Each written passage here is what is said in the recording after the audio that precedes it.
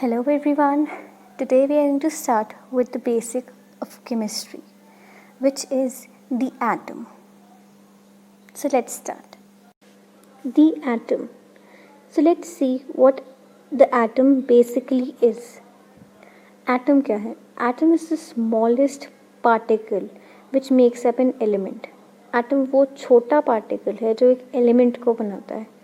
अब ये element क्या है? Element is basically a pure substance which is made up of one type of atom.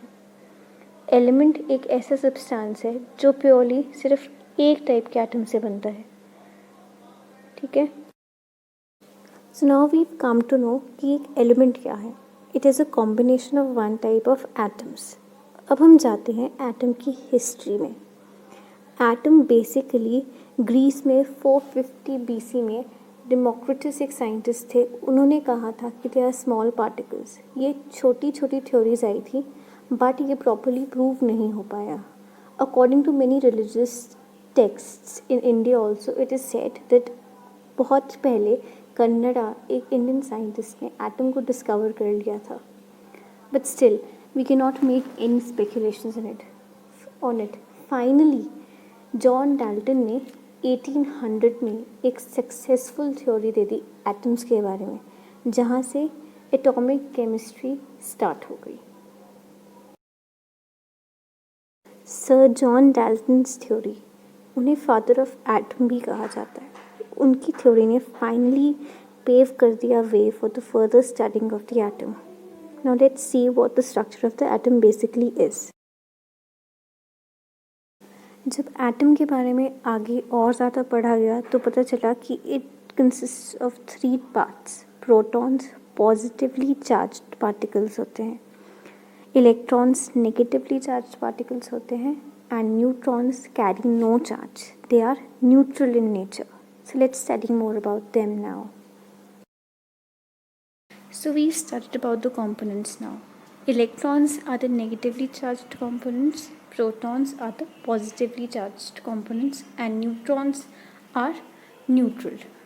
Now, further you will see that the number of protons of an atom is equal to the number of electrons of an atom. अगर number of protons in an atom is 16, then the number of electrons in that atom would also be 16. Right. ऐसे positive और negative charges दोनों cancel out हो जाते हैं क्योंकि इनका number भी इक्वल होता है. Therefore due to this the atom becomes electrically neutral. Due to the equal number of protons and electrons their charges get cancelled out and the atom becomes electrically neutral. Now we are going to talk about the positively charged particle. Proton के बारे में हम अब discuss करने वाले हैं. The mass of the proton is 1.672 into 10⁻⁻27 kg. This is a very negligible mass, but inside an atom, दो ये काफ़ी कम है बट एक एटम में ये मेन कंपोनेंट प्ले करता है फॉर द मास. उसके मास में ये काफ़ी ज़्यादा इम्पॉर्टेंट है. It is present inside the nucleus of an atom. Yes, nucleus is the central part of the atom. Most of the mass of the atom is present in the nucleus. Protons और neutrons दोनों nucleus of an atom में present होते हैं. आगे हम जब structure of atom करेंगे तो वील कम टू नो कि वो कैसा. It's a round shape structure in the centre of the atom, right. The nucleus of the atom is a central part of the atom which forms a major part of the atom, right. So we've studied about the nucleus. The nucleus forms most of the mass of the atom. Now we're going to study about the negatively charged particle or the electron. अब जो electron का मास है वो बहुत ही ज़्यादा कम होता है, due to विच वो इतना ज़्यादा इम्पॉर्टेंट रोल नहीं प्ले करता है मास ऑफ एन एटम में, क्योंकि उसका वेट काफ़ी ज़्यादा कम होता है. The mass of an electron is 1.109 into 10⁻31 kg, which is quite less. अब इलेक्ट्रॉन्स न्यूट्रॉन्स और प्रोटॉन्स की तरह न्यूक्लियस में नहीं होते, दे रिवॉल्व अराउंड द न्यूक्लियस। वो न्यूक्लियस के अराउंड रिवॉल्व करते हैं अपने अलग अलग शेल्स में। ये फिनोमेना हम थोड़े टाइम अभी हम फर्दर पढ़ेंगे और नेक्स्ट क्लास में पढ़ेंगे, but the basic thing is that electrons are not present in the nucleus, they revolve around the nucleus. अपने अलग अलग शेल्स में वो न्यूक्लियस के अराउंड रिवॉल्व करते हैं, प्रोटॉन्स और न्यूट्रॉन्स की तरह न्यूक्लियस में नहीं रहते। Now we are going to talk about the neutron. Neutral होता है neutron, it does not carry any charge. वो और प्रोटॉन्स दोनों न्यूक्लियस ऑफ एन एटम में प्रेजेंट होते हैं, right.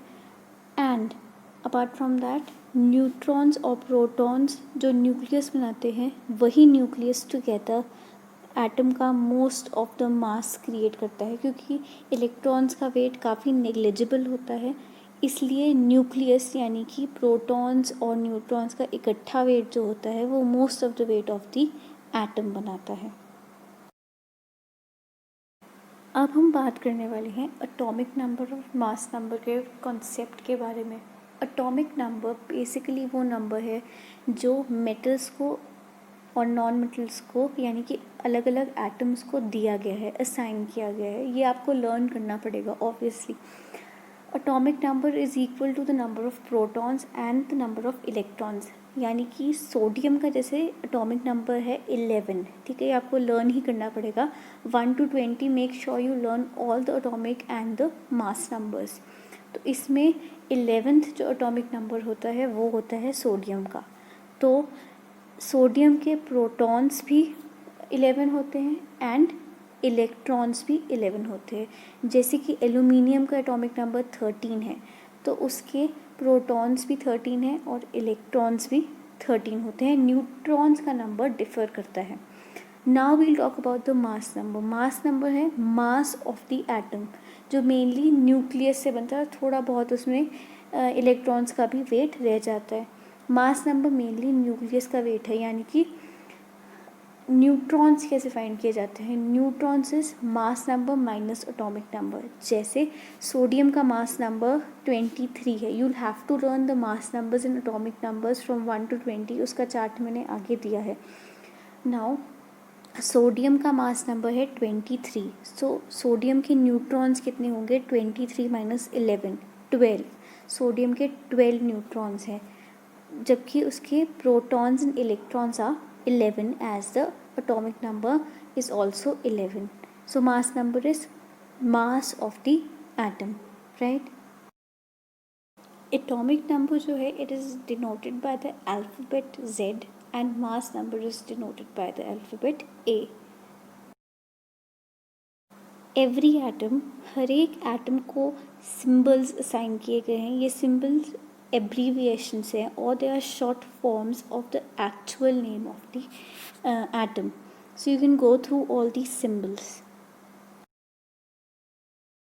As I said earlier, आपको 1 to 20 mass numbers and atomic numbers learn करने पड़ेंगे.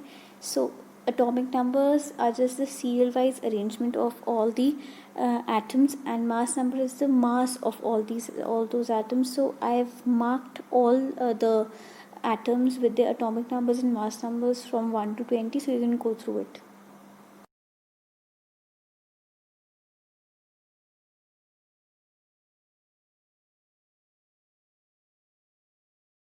Like we've studied earlier, हमने पहले पढ़ा कि electrons are not present inside the nucleus. Instead, they revolve around the nucleus in various shells. Sir Neil Bohr was a scientist who discovered that electrons revolve around the nucleus in stable orbits. और वो अपने orbits में कैसे कितने orbits में कितने electrons हैं, this is what we are going to study right now. Law of Duplet. Law of Duplet is a law which states that an atom can only be stable if it has 2 electrons in the first and outermost shell. तो पहले जैसे हमने helium देखा, helium में 2 electrons हैं first and the outermost shell में, तो वो स्टेबल है. बाकी कोई स्टेबल नहीं है क्योंकि उसके बाद भी कई सारे शेल्स आते हैं. So that should be the first and the outermost shell. So helium ही एक ऐसा एटम है जो लॉ ऑफ डुप्लेट फॉलो करता है. Then is the law of octet which states that an atom is stable only if it has 8 electrons in the outermost shell. तो when we come to neon and argon, तो neon and argon जो है इन दोनों law of octet को follow करते हैं, इसलिए वो स्टेबल है. बाकी कोई भी एटम इनको नहीं फॉलो करता है एक्सेप्ट फॉर नोबल गैसेस, जिनके बारे में हम आगे पढ़ेंगे. नोबल गैसेस हैं helium, argon, krypton, xenon, neon and रेडन. यही स्टेबल होते हैं नेचर में, यही फॉलो करते हैं इन दोनों रूल्स को. बाकी कोई भी एटम ये वाले लॉज को फॉलो नहीं करता है. The first shell can only have 2 electrons. First shell सिर्फ 2 इलेक्ट्रॉन्स अकोमोडेट कर सकता है. बीच वाले शेल्स 8 इलेक्ट्रॉन्स मैक्सिमम अकोमोडेट कर सकता है हर shell, right. And outermost shell will either have full 8 electrons और लेसर. ठीक है, उसमें कम हो सकते हैं 8 से या फिर मैक्सिमम 8 ही हो सकते हैं. तभी एक एटम स्टेबल है अगर वो इन दोनों लॉज को फॉलो करता है. जो मतलब कि if you carefully look at the atomic numbers carefully, you will not see any other atom except for helium, neon and argon who are following these two rules. Now we are going to talk about electronic configuration. Electronic configuration है arrangement of electrons in the various orbits according to the octet and duplet rules. Suppose अब सबसे पहले हमें एक बात पता है कि atomic number is equals to number of protons and number of electrons. Sodium का एटॉमिक नंबर 11 है, तो उसके प्रोटॉन्स भी 11 होंगे एंड इलेक्ट्रॉन्स भी 11 होंगे. इलेक्ट्रॉनिक कॉन्फ़िगरेशन के अकॉर्डिंग सोडियम के इलेक्ट्रॉन्स कैसे डिवाइड होंगे? 2, 8 एंड 1 में. कैसे? फर्स्ट शेल में सिर्फ 2 इलेक्ट्रॉन्स आ सकते हैं, वो आ गए. सेकेंड शेल में सिर्फ 8 आ सकते हैं, वो भी आ गए. एंड लास्ट में जितने भी बचे होंगे 8 से कम जितने भी बचे होंगे वो आ गए. तो 2, 8 एंड 1 ये लॉज हैं. हमें पता है कि फर्स्ट शेल में only 2 electrons can be accommodated, only 2 electrons can come in the first shell. बाकी के शेल्स में 8 और लेस देन 8 इलेक्ट्रॉन्स ही आ सकते हैं, राइट. मैक्सिमम 8 ही आ सकते हैं बाकी के शेल्स में, except for the first shell जिसमें सिर्फ 2 आ सकते हैं. Now talking about the electronic configuration of other atoms. Calcium's electronic configuration will be 2, 8, 8 and 2 because in the first shell only 2 electrons can be accommodated. Second shell में 8 electrons ही आ सकते हैं, third में भी 8 ही आ सकते हैं और लास्ट में 2 बचे, तो जितने भी बचते हैं वो लास्ट में आ जाते हैं, राइट. सो 2 इलेक्ट्रॉन्स. तो ये थी कैल्शियम की electronic configuration according to octet and duplet rules. Calcium का एटॉमिक नंबर भी 20 है, इसलिए उसके इलेक्ट्रॉन्स भी 20 होंगे. कार्बन की इलेक्ट्रॉनिक कॉन्फ़िगरेशन होगी 2 and 4, क्योंकि उसका एटॉमिक नंबर 6 है, इसलिए उसके नंबर ऑफ इलेक्ट्रॉन्स भी 6 होंगे. फर्स्ट शेल में सिर्फ 2 ही आ सकते हैं और सेकेंड में जितने भी बचे हैं 8 से कम या 8 उतने आ सकते हैं, right. Then is Neon's electronic configuration will be 2 and 8 because its atomic number is 10. So the number of electrons will also be 10. This neon is stable in nature because it's following the law of octet. Outermost shell में 8 electrons हैं, right? Now we are going to talk about the noble gases. The noble gases are the only atoms which follow the law of octet and duplet. Noble gases are helium, neon, argon, krypton, xenon and radon. They are 6 in number. You have to learn these 6 names. They are the only atoms who follow law of octet and duplet. यानी कि ये सिर्फ 6 अकेले atoms हैं जो stable हैं nature में, बाकी सारे अनस्टेबल हैं. बाकी सारों को अपने इलेक्ट्रॉन्स या तो देने पड़ते हैं या तो किसी से लेने पड़ते हैं. We'll study about that further, right? So this was the concept of noble gases. Please learn these 6 names.